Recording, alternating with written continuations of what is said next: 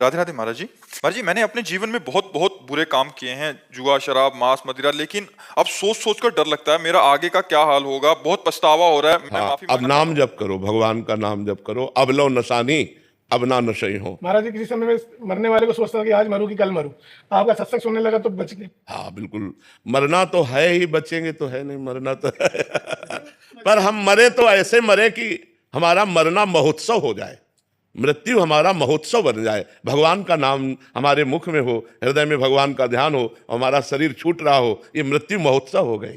तो नाम जप करो। गलतियां आपसे ही नहीं सबसे हो जाती हैं, लेकिन बार बार गलतियों को दोहराना ये ठीक बात नहीं है। एक बार हमने जान लिया कि ये गलती है, अब उसे दोबारा हम ना करें। जो पाप कर्म हम जानते हैं कि ये पाप कर्म है, हम उनका दोबारा कभी अपने जीवन में प्रवेश ना होने दें और भगवान का नाम जप करें, तो ठीक हो जाओगे, ठीक हो जाओगे, सारे पाप नष्ट हो जाएंगे। नाम संकीर्तनम यस्य सर्व पाप प्रणाशनम। भगवान का नाम जप, भगवान का नाम कीर्तन, ये समस्त पापों का नाश। जब आपका सत्संग सुनने लगा हूं, तब से कुछ भी नहीं करता। हाँ बिल्कुल, आनंदित रहो। महाराज जी, आपका सत्संग और एकांतिक वार्तालाप सुनते हैं और नाम जप भी करने का अभ्यास कर रहे हैं। महाराज जी, मैं अपना एक अपराध आपके आगे रखने आई हूँ कि जो जो दोष मैं दूसरों में देखती थी महाराज जी, वही मुझ में आने लग गए हैं महाराज जी। और बहुत जलन हो रही है महाराज जी। हाँ, ये बहुत पक्का सिद्धांत है कि हम जिसके दोष दर्शन करेंगे वो हमारे अंदर प्रकट हो जाएंगे। इसलिए हम किसी के दोष न दर्शन करें। ये आपका ही नहीं, ये हमारा भी अनुभव है। पर दोष दर्शन ये साधना में बहुत बाधक है। अगर किसी में दोष दिखाई दे तो उसी समय प्रणाम करके भगवान से प्रार्थना करनी चाहिए कि भगवान हमारी दृष्टि पवित्र कर दो, कि हम किसी के दोष न देखें, ये हमें व्यर्थ में गंदी बात दिखाई दे रही है। और अगर हमने मान लिया कि वो ये दोषी है तो वही दोष हम में आ जाएगा। पक्की बात है, ये आपका भी अनुभव है तो हमारा भी अनुभव है, और ये शास्त्र का अनुभव है, शास्त्र का आदेश है। पर दोष दर्शन, पर निंदा श्रवण, पर निंदा कथन, तीन बातों से साधक को बहुत बचना चाहिए। दूसरे की निंदा ना करे, दूसरे की निंदा ना सुने, और दूसरे के दोष दर्शन न करे। अब जो हो गया उसमें सुधार कैसे? नाम जप करो, नाम जप करो, और जहां जहां जिस व्यक्ति पर दोष दर्शन वृत्ति जाए उसे प्रणाम करो, तो ठीक हो जाएगा, फिर ठीक हो जाएगा। जैसे मुझे भी पता है कि हर जीव में भगवान का वास है, ये पता है मुझे, लेकिन फिर भी वो चीज मैं देख नहीं पाती हूँ। हाँ, ये साधना से देख पाते हैं। जब हम खूब भजन करते हैं ना, और डट के भजन करते हैं, हमारी इंद्रियां पवित्र होती है, तो परम पवित्र भगवान सामने नजर आते हैं। अभी हम त्रिगुण के अंतर्गत हैं। जब त्रिगुणातीत हमारी दृष्टि होगी तो इन्हीं में सब में भगवान विराजमान है, कोई बाहर नहीं है। सबके हृदय मंदिर में, मानव में ही भगवान नारायण हरि विराजमान है, कहीं दूर नहीं है। सीए राम में सब जग जानी। पर यह स्थिति आती है भजन से। जब हम डट के भजन करेंगे तब ये स्थिति आएगी। महाराज जी, श्री हरिवंश। महाराज जी, आपके चरणों में कोटि कोटि प्रणाम। महाराज जी, कई धर्म शास्त्रों में ये कहा गया है कि मानव सेवा ईश्वर सेवा है। हम सभी के लिए क्या मार्गदर्शन रहेगा आपका कि ईश्वर की सेवा प्रथम रूप से करें कि मानव सेवा प्रथम रूप से? बात सत्य है कि ईश्वर के सिवा कुछ नहीं है। मत्तः परतरम नान्यत किंचिदस्ति धनंजय। भगवान श्री कृष्ण कह रहे हैं, हे अर्जुन, मेरे सिवा कुछ नहीं है। वेद कहता है, सर्वम खलमिदम ब्रह्म नेह नानास्ति किंचन। ब्रह्म के सिवा कोई दूसरा नहीं है। हमारी ब्रह्म भावना सब में नहीं है। कहीं स्त्री है, कहीं पुरुष है, कहीं जड़ है, कहीं चैतन्य है, कहीं उत्तम है, कहीं अधम है। यही हमें अपनी दृष्टि सुधारनी है। हम मानव को मानव मानकर सेवा करेंगे तो पुण्य मिलेगा। अगर मानव को भगवान मानकर सेवा करेंगे तो उपासना बनेगी, अध्यात्म पुष्ट होगा। अध्यात्म पुष्ट होने से मोक्ष होता है, पुण्य होने से बंधन होता है। पुण्य का बंधन है, पुण्य का बंधन सुख भोग है, पाप का बंधन दुख भोग है। लेकिन अध्यात्म दोनों बंधनों से मुक्त करता है। पुण्य और पाप दोनों का नाश करके भगवत प्राप्ति कराता है। इसलिए मानव की ही नहीं, प्रत्येक जीव की भगवान का स्वरूप मानकर आराधना की जाए तो हमारा अध्यात्म मार्ग पुष्ट हो। यदि हम भगवत भाव विहीन सेवा करते हैं तो वो पुण्य बनता है, वो अध्यात्म नहीं। तो इसलिए हम हर जीव में, चराचर में, जड़ चेतन जग जीव जत सकल राम मैं जानी।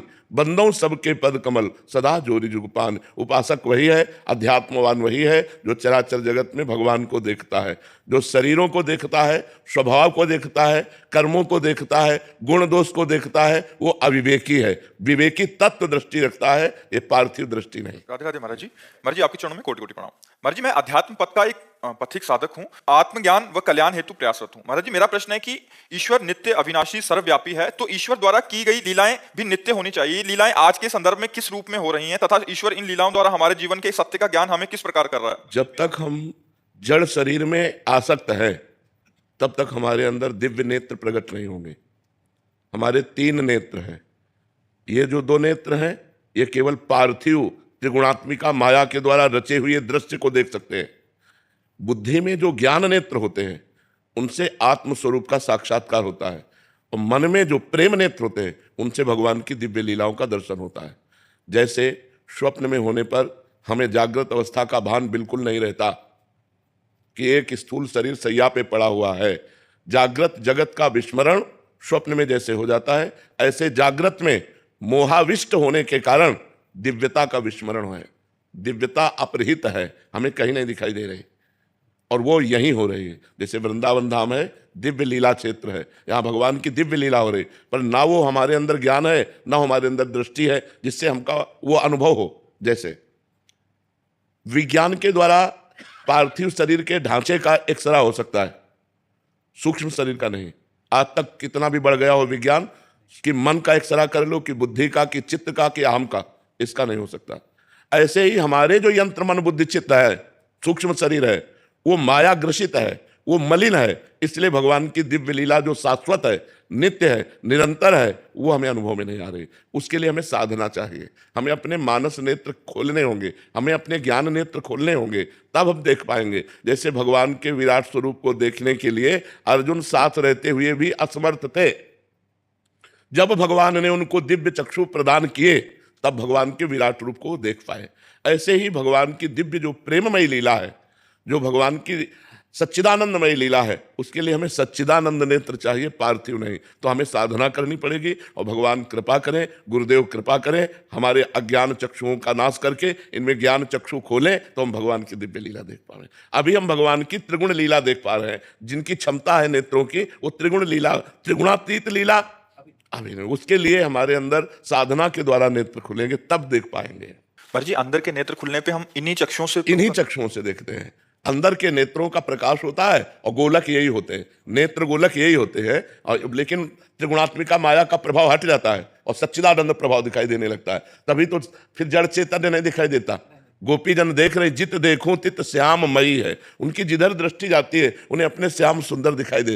रूप छके घूमत रहे, तन को तनिक न भान, नारायण दृग जल बहे, यह है प्रेम पहचान। भगवान का रूप नेत्र में समा गया तो जिधर देखता है उसे भगवान ही भगवान दिखाई देते। भगवान के सिवा कुछ अनुभव में नहीं आता। अभी हमें भगवान नहीं दिखाई देते और सब कुछ दिखाई देता है, क्योंकि हमारे नेत्र त्रिगुण के अंतर्गत है। अभी त्रिगुणातीत नेत्र नहीं खुले। जब त्रिगुणातीत नेत्र खुलेंगे तो हमें भगवत साक्षात्कार हो जाएगा।